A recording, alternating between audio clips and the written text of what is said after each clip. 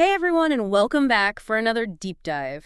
Today we're going to be talking about student loans, Ooh, yeah. a topic that I think is probably pretty relevant to a lot of our listeners. Absolutely. Yeah, it's a big one. We've got a ton of research articles, personal stories about dealing with student loan debt and all that post-graduation money stuff. Yeah, and it is a lot. Over $1.7 trillion in student loan debt just in the U.S. Oh, wow. And the average borrower graduates with about $30,000 of debt just hanging over their head. It's a lot of money. It is no wonder people are stressed. Right. So in this deep dive, we're going to try to give you a clear roadmap for navigating this whole student loan world. Right. We're going to be talking about repayment plans, smart strategies to pay them off faster, Yes. even ways to get some of that debt forgiven. Ooh, Are you ready to dive in? I'm ready. Let's do it. Okay, so first things first. Okay. Not all loans are created equal. Right. We've got federal loans and private loans. Yes. What's the difference? So federal loans are the ones with a little bit more of a safety net. Okay. They are backed by the government. Mm-hmm. They usually have lower interest rates. Gotcha. And importantly, they come with more flexible repayment options. Okay. And private loans? Yeah. So those are more like the loans that you would get from a bank or a private lender. Mm-hmm. They often have higher interest rates, Okay. and there's not as much wiggle room when it comes to repayment. So federal loans are more forgiving. Private loans are a little bit stricter. It's a good way to put it. Okay, so once you know what kind of loan you have, let's talk about how you actually pay this thing back. Yes. Repayment plans. Yeah, There is a whole menu of options out there. that can be really overwhelming when you're first starting out. Like, how do I even know where to start? Right. And a lot of people want to know, what's the best repayment plan? Yeah, And unfortunately, there is no magic bullet. okay. It really depends on your individual situation, Mhm. your income, your financial goals, and how much you can realistically pay back each month. Okay, that makes sense. So let's walk through some of the plans. What's the most straightforward option? That would be the standard repayment plan. Okay. So fixed monthly payments for 10 years. Mm-hmm. Simple, predictable. Okay. It might mean higher monthly payments initially, Okay.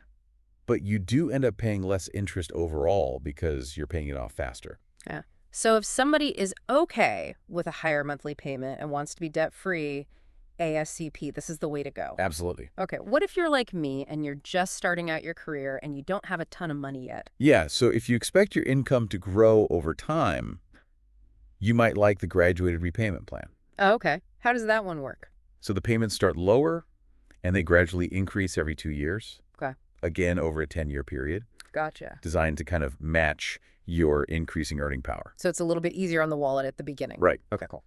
But you will pay more in total interest than the standard repayment plan Okay.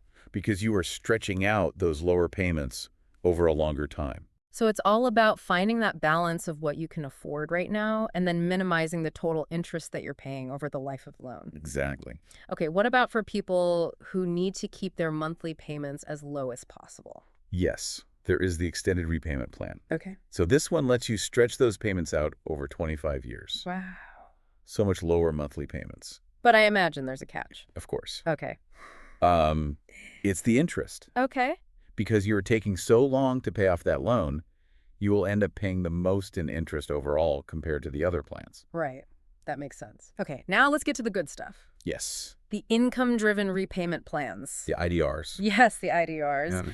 I feel like a lot of people online talk about this. This seems like a game changer for some borrowers. They definitely can be. Okay. So with an IDR plan, your monthly payment is capped based on your income and your family size. Okay.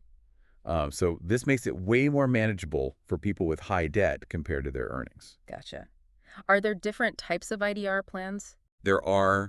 We have income-based repayment pay as you earn revised pay as you earn, and income contingent repayment. Lots of acronyms. Lots of acronyms. Okay, so what's like the main thing that they all share? Yeah, so the big benefit is after you have made 20 to 25 years of qualifying payments, any remaining balance is forgiven. Forgiven, just like that. Yeah, it's true. Wow. Okay. But it is crucial to understand the details of each plan because the eligibility requirements and the terms of forgiveness can vary. Okay, so IDRs sound amazing for people who have a lot of debt relative to their income. Yes, Especially maybe people who work in public service or something like that where they're not making a ton of money. exactly. We'll have to dive into that later. Absolutely. Okay, so we've been talking about federal loans. What about people with private loans? Are there any repayment options that can help them out?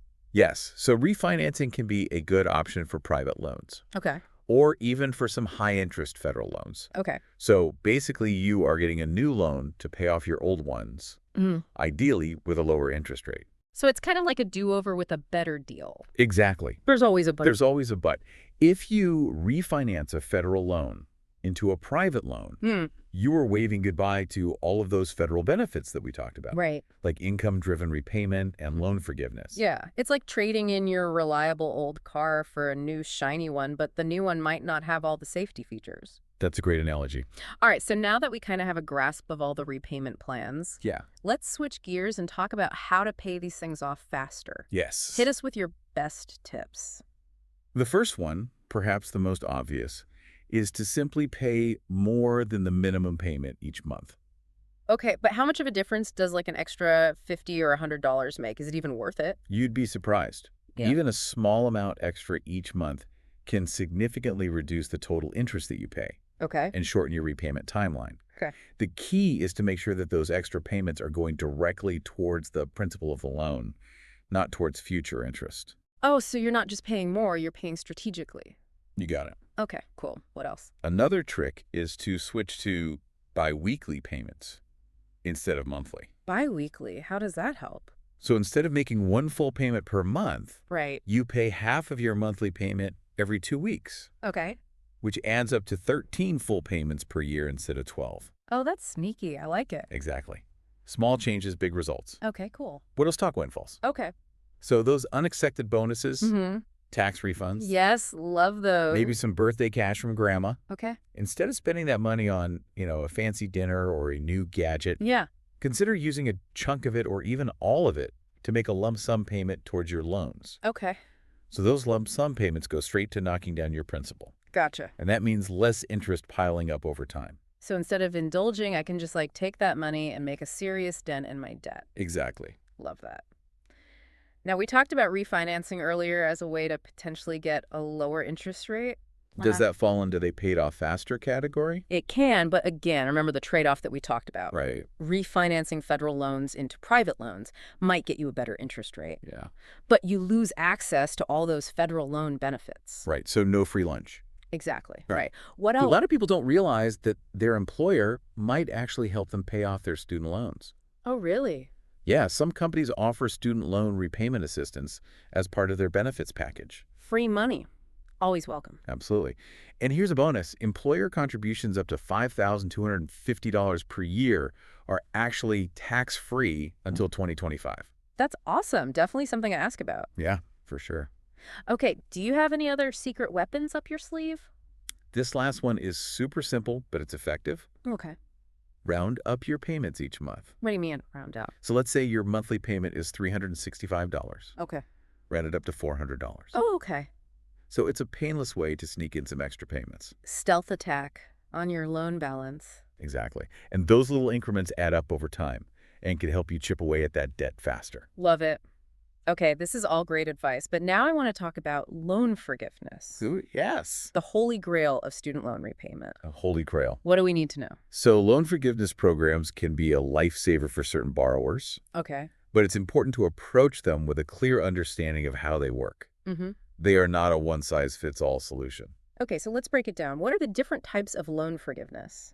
The one that everyone always talks about is Public Service Loan Forgiveness, or PSLF. Yes. It's designed for people who dedicate their careers to public service, like working for the government or a qualifying nonprofit. So if you're serving the community, you can potentially get your loans forgiven. What's the catch? Oh, you have to make 120 qualifying payments, Okay. which is 10 years worth of payments. Okay. And you need to be enrolled in an income-driven repayment plan during that time. There is also some paperwork involved. You have to annually submit a PSLF employment certification form. Ah, so it's not quite as easy as just working in public service for 10 years and poof, your loans are gone. Right. It does require some effort. Okay, what about teachers? Are there any special programs for teachers? There is the Teacher Loan Forgiveness Program. Okay. Can forgive up to $17,500 in loans for teachers who work in low-income schools for 5 consecutive years. Wow, that's great. Yeah. So we talked about the income-driven repayment plans earlier. Right. Do those ever lead to forgiveness? They can. Okay. So if you don't qualify for PSLF, or the Teacher Loan Forgiveness Program, Hmm. those IDR plans that we talked about can also lead to forgiveness. Okay. So after 20 to 25 years of qualifying payments, Right. any remaining loan balance is forgiven. So even if you don't qualify for those other special programs, you can still have some or all of your loans forgiven just by making consistent payments Exactly. for a certain number of years. Yeah, it's a long game, but it can be a great option for some borrowers. Gotcha. Okay, so are there any other pitfalls to avoid when it comes to loan forgiveness? Don't think of loan forgiveness as your primary repayment strategy. Okay. Don't bank on it. Why not? It seems like a pretty sweet deal. They can be amazing, Yeah. but they're also complex, and the eligibility requirements can change. Okay. So building your whole repayment plan around forgiveness Yeah. is risky Okay. unless you are absolutely sure you meet all the requirements. That's a good point. Yeah, it's better to kind of view loan forgiveness as a potential safety net, Yeah. but not the cornerstone of your repayment strategy. So have a solid plan A and then loan forgiveness is like a bonus. Exactly. Okay, cool. Are there any other potential traps borrowers should look out for? One common trap is deferment and forbearance. Okay. So these allow you to temporarily pause your payments. Okay. That sounds good. It does sound good when you're struggling. But, Why is that a bad thing? well, interest usually keeps piling up during deferment and forbearance, which means when you restart payments, you have an even bigger balance than before. So it's a short-term fix that can lead to long-term pain. Exactly. Okay, what else? Another big one is student loan scams. Oh, yeah, I've heard about these. Yeah. Unfortunately, there are a lot of shady operators out there Yeah. who target borrowers who are desperate for a quick fix. What kind of scams are we talking about? So the most common ones involve promises of quick loan forgiveness or debt elimination in exchange for an upfront fee. Okay. If anyone promises you a fast and easy solution for your student loans in exchange for money, Yeah, it's almost certainly a scam. gotcha. If it sounds too good to be true, it probably is. Almost always. Okay, Legitimate programs never charge fees to apply or participate. right. So if you're ever unsure about an offer, check with your loan servicer or a trusted financial advisor before giving anyone your money or personal information. Okay, that's great advice. So we've covered a lot when it comes to repayment plans, smart strategies to pay them off faster, and those kind of like enticing loan forgiveness options. Yeah. It's clear there's no one-size-fits-all solution, and it's really all about finding the strategy that works best for you. Absolutely. And remember, you're not alone in this journey. Right. Millions of people are navigating student loan repayment. Right. It's important to talk about it openly and honestly, and don't be afraid to seek help if you need it. Yeah, that's a great point. Let's move on to some other strategies that can be really helpful for managing debt. Okay. The snowball method and the avalanche method. Oh, yes. These aren't specific to student loans, but they can be really helpful for kind of getting a handle on your debt. They can be a game changer. Have you heard of these? Oh, yeah. Okay, so tell us how they work. What's the difference between the snowball and the avalanche? So imagine you have a bunch of snowballs, Okay. all different sizes, Mm-hmm. and they represent your various loans. Okay. The snowball method is all about building momentum. Okay. So you target your smallest loan first, regardless of its interest rate, Gotcha. and you throw all of your extra money at that small loan while making minimum payments on everything else. So you're knocking out the smallest one first for like a quick sense of accomplishment, Exactly. and then you use that momentum to tackle the bigger ones. That's the snowball effect. Okay, I love it. As that first loan disappears, Mm-hmm. you take the money you were putting towards it, Mm-hmm. you roll it into the next smallest loan, and so on. It's like watching those snowballs rolling downhill, getting bigger and bigger, crushing everything in their path. I love that visual. Okay, so what about avalanche? How's that different? So the avalanche method is for the more mathematically minded folks. Okay. Instead of the smallest loan, you target the one with the highest interest rate.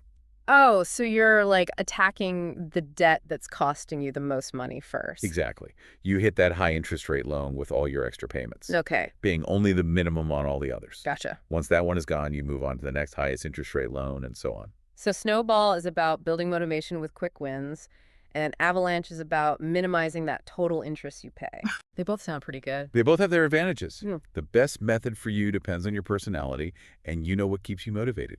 All right, so we've talked a lot about the practical side of student loan repayment, Yes. but we can't ignore the emotional side of this. Absolutely. Debt can be a huge source of stress and anxiety. It can feel really heavy. Yeah. So how do we deal with those emotions? The first step is to acknowledge and validate those feelings. Okay. Don't beat yourself up for feeling stressed or overwhelmed. Debt can be a huge burden. Yeah. It's normal to feel those emotions. It's so easy to feel like you just need to suck it up and power through. Right. But I think sometimes ignoring those feelings makes it worse. It does. Okay, so acknowledge the feelings. Then what? Then shift your focus to what you can control. Okay. Focus on creating a plan, researching your options, and celebrating your progress along the way. So it's about empowerment, taking back control of the situation instead of feeling like a victim. Exactly. Even small steps, like making an extra payment or even just researching different repayment options, can give you a sense of control and agency, Yeah. which can be a huge relief. It's like climbing a mountain. You might not see the summit at first, Right. but every step you take brings you closer to your goal. Perfect analogy. All right, and remember, you don't have to navigate this alone. Yes. There are resources out there to help you. Like what? Well, your loan servicer is a great starting point. Okay. They can answer your questions about your specific loans, explain different repayment options, Okay. and let you know about any benefits or programs you might qualify for. So they're like the people that actually handle your loans. They are. Okay, so they should have all the info. They do. Don't hesitate to reach out to them. Okay. There are also nonprofit organizations like the National Foundation for Credit Counseling Okay. that offer free or low-cost credit counseling and debt management services. Wow, that's fantastic. Yeah, they can help you create a budget, Okay. explore different repayment options, and just provide support along the way. So there are actual experts out there that can guide us through this process. There are. Okay, cool. Yeah. What about like the emotional side of things? If you're struggling emotionally, consider reaching out to a therapist or counselor. So? They can teach you coping mechanisms for stress and anxiety. And sometimes just talking to someone who understands what you're going through can be a huge relief. Yeah, no shame in asking for help, Absolutely. especially when it comes to something as complex as debt. Right. Remember, you're not alone in this journey. Okay, cool. So we've got our resources. Yeah. We're acknowledging our feelings. Right. Are there any other practical tips for kind of managing that emotional roller coaster of student loan debt? So one practical tip is to create a realistic budget Mm-hmm. and track your expenses. This can help you see where your money is going Okay. and identify areas where you might be able to cut back, Okay. which can free up more money to put towards your loans. So taking inventory of your financial situation and seeing where you can kind of like optimize. Exactly. Cool. What else? And then another tip is to celebrate your milestones, Okay. no matter how small. Yeah. So did you pay an extra $20 this month? Awesome. Love it. Did you negotiate a lower interest rate with your loan servicer? Yeah.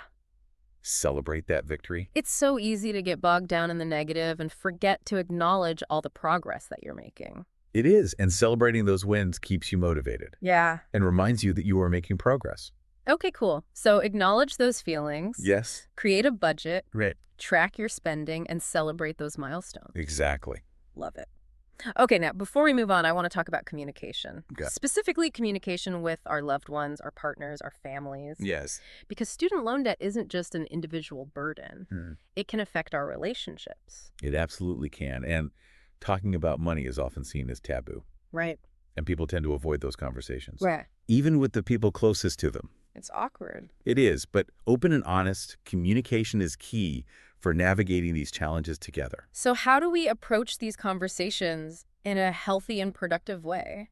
So start by picking the right time and place to talk. Okay. Somewhere quiet and private where you can both feel comfortable and relaxed. So set the stage for a safe and supportive conversation. Exactly. Okay. Then what? Then be honest about your situation.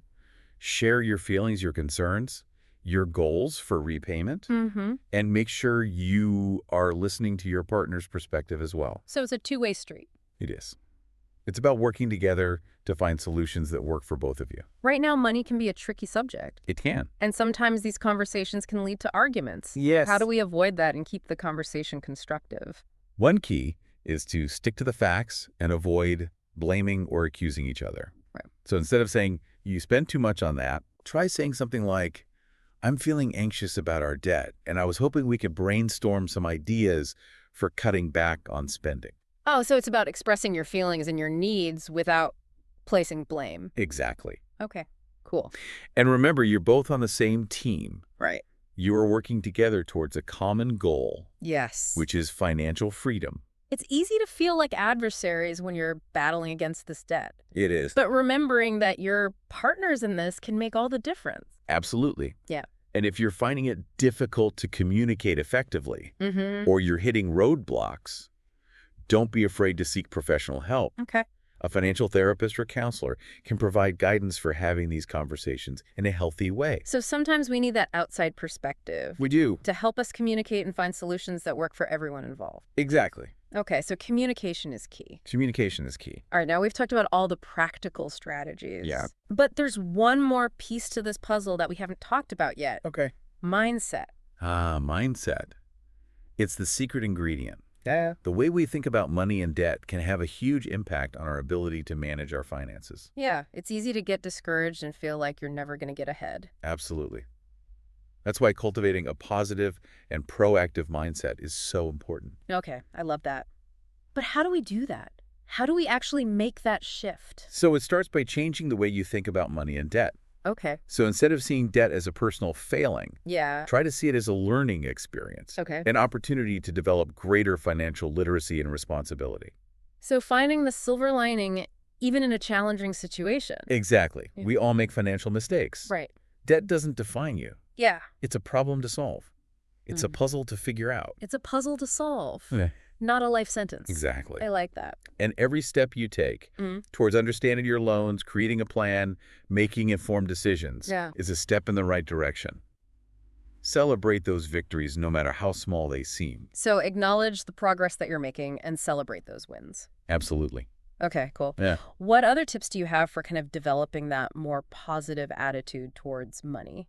Practicing gratitude can be incredibly powerful. Okay. So take some time each day to appreciate the things you have. Yeah. This can help shift your focus from what you lack to what you have, Yeah. which can create a sense of abundance and contentment. It's so easy to get caught up in the I don't have enough mentality, It is. but actively focusing on what we are grateful for can really shift our perspective. It's a game changer. What else? And then don't underestimate the power of your social circle. Okay. Surround yourself with positive people who have a healthy relationship with money. So mentors, friends, family members who can offer support and encouragement. Exactly. Okay. And remember, there are tons of books, podcasts, online resources that offer guidance and motivation for achieving financial freedom. That's true. There's a whole community out there of people who've been through this There is. and come out the other side. Exactly. Okay. And one final tip, Yeah. be patient with yourself. Changing your mindset takes time and effort. Right. It's a journey, not a destination. Yeah. Don't get discouraged if you have moments of doubt or make a few missteps along the way. Okay. Just keep practicing, keep learning, and keep moving forward. So it's about cultivating that positive mindset, Yes. practicing gratitude, surrounding ourselves with support, Yes. and being patient with the process. I Yeah. feel like we're building like a mental toolkit We are. for conquering these student loans. Exactly. Remember, your mindset is a powerful tool. Yeah. Use it wisely. Okay, so we've explored a wide range of topics today. We have. From understanding our loans, Yes. choosing the right repayment plan, strategizing for faster payoff, Right. navigating loan forgiveness options, Yes. managing our emotions, communicating with loved ones, Yes. and cultivating a positive mindset. But before we wrap things up, I want to offer some actionable steps Okay. that our listeners can take right now Yes. to start their own journey towards conquering these student loans. Love that. Let's empower our listeners with some tangible next steps. All right, so first things first, Okay? take a deep breath. Yes. It's easy to feel overwhelmed by all this information, It is. but you don't have to tackle everything at once. You don't. So start by gathering all your loan documents Yes. and getting a clear picture of your current situation. Understand the terms of your loans, the interest rates, the balances, and any potential benefits or programs you might qualify for. Yeah. So once you have a good grasp of your loans, the next step is to explore your repayment options. Yes. We talked about several different plans earlier. We did. And it's important to find the one that aligns with your income, your financial goals, and your personal preferences. Right. And if you need help navigating the options or you have questions about the process, don't hesitate to reach out to your loan servicer or a financial advisor. Yes, they are there to help you. They are. Okay, so once you have chosen a repayment plan, it's time to create a budget and find opportunities to cut back on your spending. Yes. or boost your income Yes. so you can free up more money to put towards your loans. Every little bit counts. Every little bit counts. And don't forget about all those strategies we discussed earlier. Yes. Paying more than the minimum, making bi-weekly payments, using windfalls wisely. Put those into action. Absolutely. Be proactive and take control of your finances. And most importantly, remember the power of mindset. Yes. Cultivate a positive and proactive attitude. Right. Practice gratitude, surround yourself with support, and be patient with yourself. You got it. This is a marathon, not a sprint. It is a marathon. All right, so those are some great actionable steps Yes. to get started. But I think there's one more crucial piece of advice we need to offer. Okay, what's that? Don't be afraid to ask for help. Yes. This journey can feel really overwhelming at times. Again. And there's absolutely no shame in seeking guidance from those who know more than you. Reach out to your loan servicer, a financial advisor, a credit counselor, or even a therapist if you need support. Remember, you are not alone in this. Yeah. There are people and resources available to help you succeed. Absolutely. And most importantly, believe in yourself and your ability to achieve your financial goals. You've got this. Well said. Welcome back, everyone. I hope you are ready to keep diving into this world of student loans. In part 1, we covered a lot. Repayment plans, strategies for paying off those loans faster, and even ways to get some of that debt forgiven. But as we hinted at the end of part 1, this issue is bigger than just our individual loans. It is. It's a huge societal issue. Mm-hmm. And it's important to understand how this impacts us all, even if you don't personally have student loans. So let's talk about that bigger picture. How does this massive amount of student loan debt, we're talking over $1.7 trillion, affect the economy as a whole? Well, imagine a whole generation saddled with debt. What happens? They have less money to spend on things like houses, cars, vacations, all those things that keep the economy humming. So less spending power for individuals means slower economic growth overall. Exactly. And it goes deeper than just spending. People with a lot of student loan debt might delay buying a house, starting a business, even getting married and having kids. It's like this domino effect. Student loan debt is impacting major life decisions and even affecting future generations. Absolutely. And think about this. The longer it takes to pay off those loans, the more they're paying in interest. That's money that could be going towards savings investments or even just enjoying life. It's a financial and emotional drain, not just for individuals, but for society as a whole. So how do we fix this? It's clear that those individual strategies for repayment are crucial, but we also need to address the root of the problem. Right. There's a lot of discussion about how to solve this crisis, and it's a complex issue with no easy answers. Of course, but let's brainstorm some ideas. What are some solutions that are being proposed? One idea is to make college more affordable up front. This could mean increasing funding for public universities so they don't have to rely as much on tuition hikes.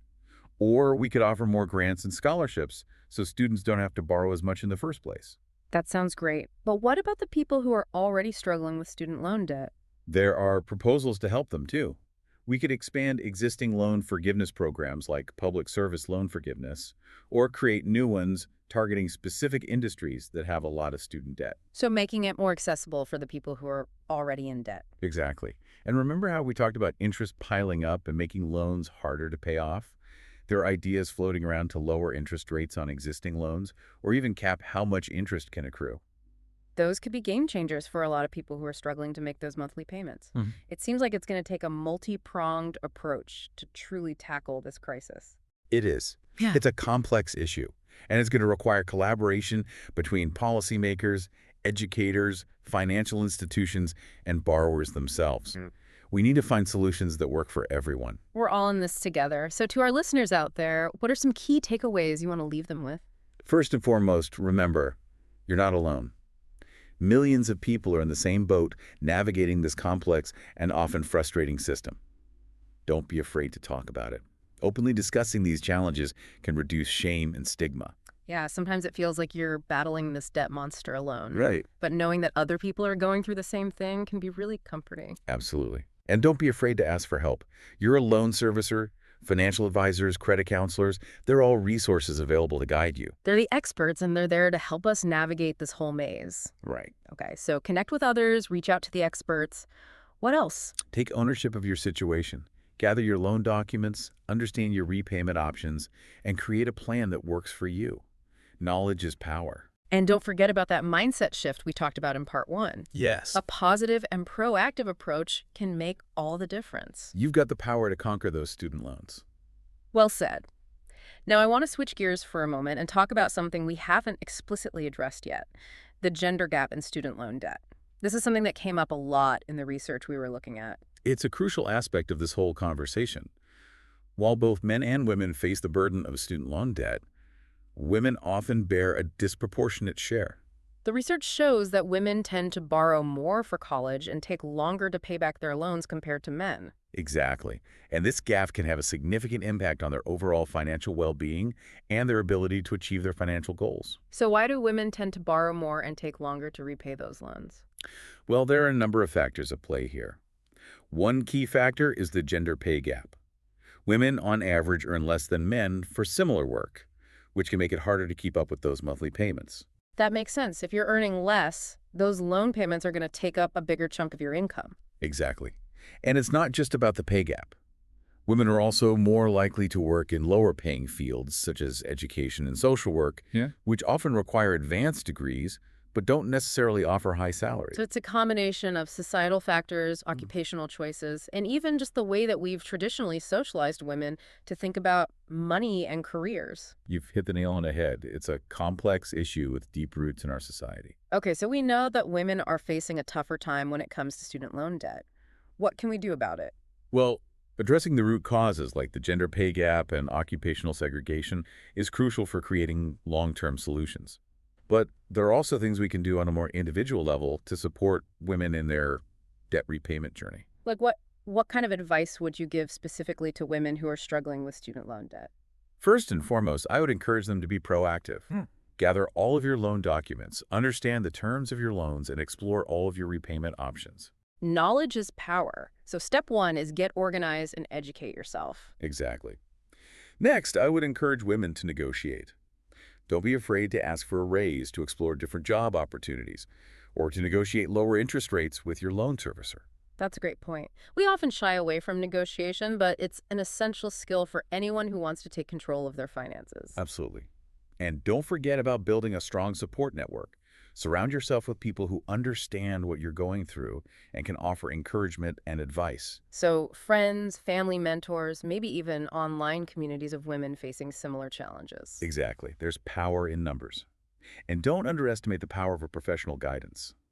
Financial advisors and credit counselors can provide personalized advice and support, helping you create a plan that aligns with your unique circumstances and goals. Those are all fantastic tips.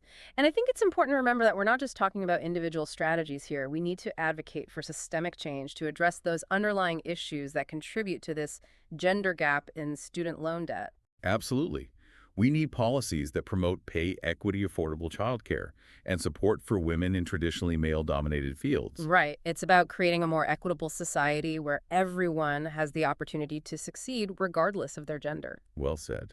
So to all the women out there who are facing the challenge of student loan debt, remember, you're not alone. Be proactive, be informed, be empowered, and don't be afraid to ask for help. You've got this. That's fantastic advice.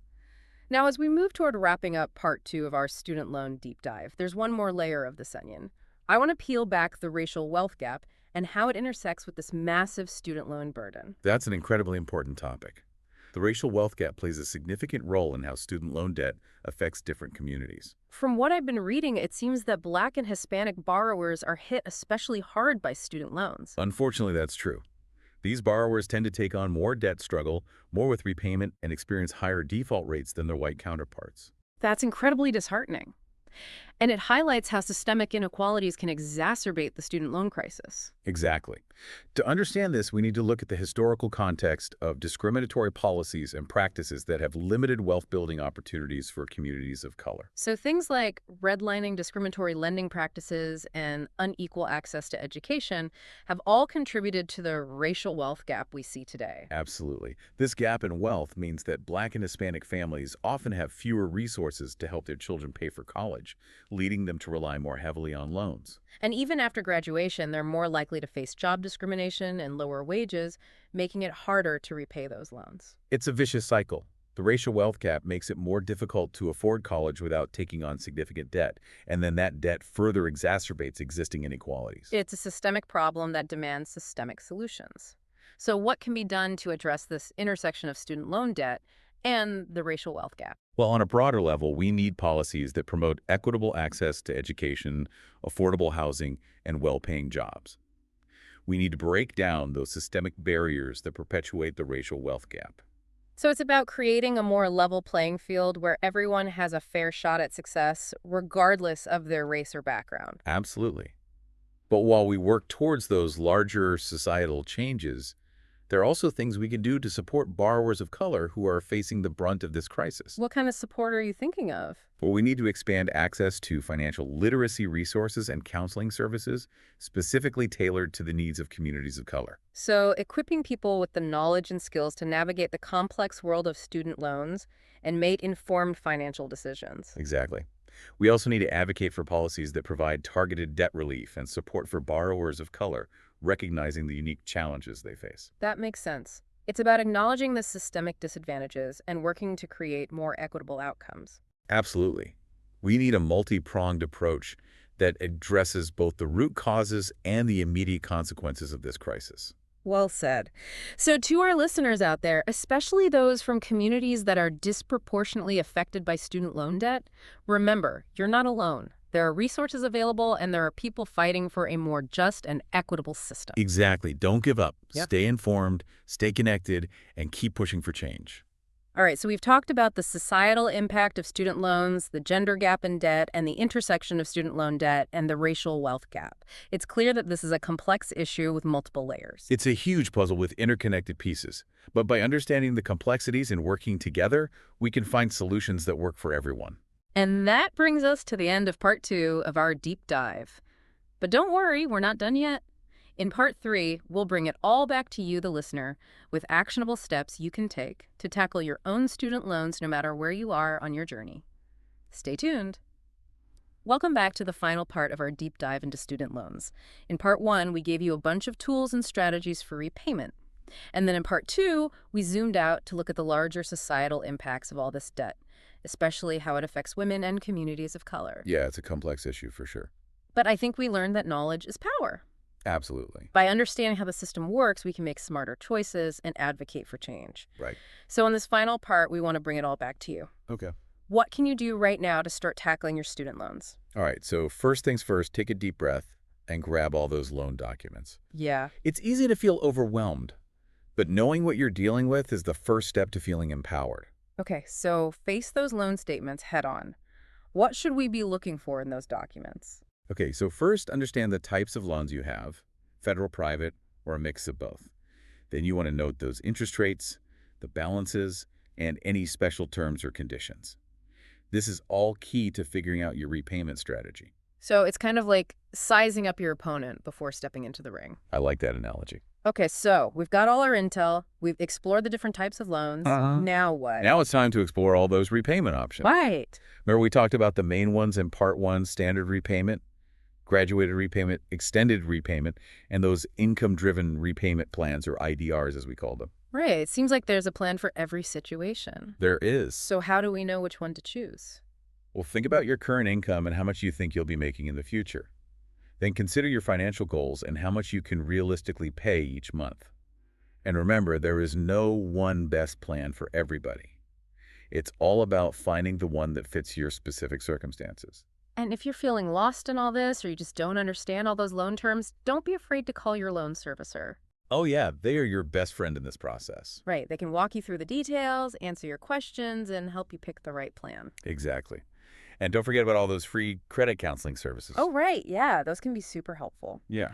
Okay, so we've got our information. We've explored our options. What's the next step? Time to get real about that budget. Uh-oh. I know, but trust me on this one. Track your income and expenses for a month or two. You'll be surprised where your money actually goes. Okay, yeah, those daily lattes can really add up. They can? Yeah. Once you have a good handle on your spending habits, then you can figure out where to cut back and free up some cash to put towards your loans. And don't forget all those little strategies we talked about earlier, paying a little extra each month, making biweekly payments, using windfalls to make a dent in that principal. All those little things add up. Exactly. It's about being proactive and taking control. Okay, so we're taking action, we're being strategic, but how do we stay positive through all this? Well, remember, you are not alone in this. Millions of people are dealing with student loan debt, so don't be afraid to talk about it with your friends and family or even join an online support group. Sharing your experiences can make you feel less alone and more in control. That's so true. It can be such a relief to know that other people are going through the same thing. Absolutely. And don't forget to celebrate your wins. Paid off an extra $50 this month. High five. Finally finished paying off a whole loan. Do a little I dance. love that. Those little celebrations make a big difference. Yeah, they keep us going. So one last time, don't be afraid to ask for help. Yes. You've got your loan servicer, you've hmm got financial advisors, credit counselors. All these people are there to help you. They are. It's like having a personal trainer for your finances. Exactly. You wouldn't try to run a marathon without training and support, so why go at your student loans alone? Reach out to the experts and let them help you build a winning strategy. Absolutely. And remember, this is a marathon, not a sprint. There will be ups and downs, but you've got the tools and resources to conquer those loans and reach your financial goals. You've got this. So that wraps up our deep dive into the world of student loans. We hope you learned a lot and feel ready to take control of your finances. Knowledge is power, action is key, and remember, you are not alone on this journey. Thanks for listening, and we'll see you on our next deep dive.